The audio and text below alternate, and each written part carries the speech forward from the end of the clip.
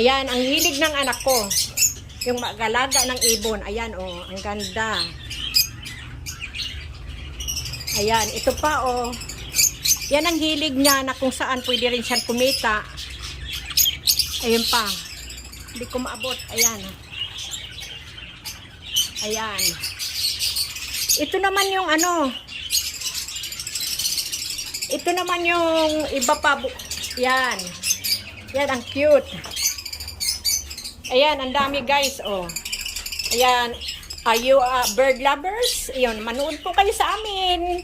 Ayan. Yan ang hilig ng anak ko. He loves birds. Ayan pa, oh. Ang dami. Ayan. Ayan, oh. Ito yung tagi-1,000 guys. Ayan. Ito naman yung ano. Ayan. Inakay. Guys, ito yung itlog.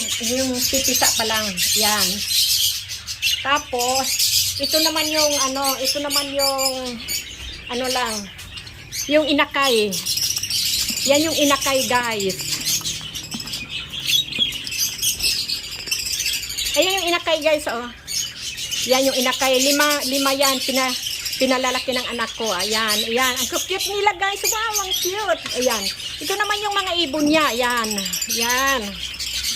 Ayan. Ito. Ayan. Ang dami niyang ibon. Ito, ano. Ito yan, guys. May buyer na to. Ayan. Pupunta na ditong pet shop. Ayan.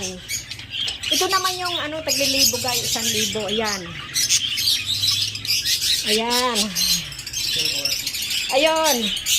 Ayan guys, ang dami oh. Ayan guys, malayuan na lang kasi mag 1 minute na eh. Ayan. Ayan yung tagwa 1,000 guys. Ayan. Okay guys. Sige guys, goodbye. 60 second lang to eh.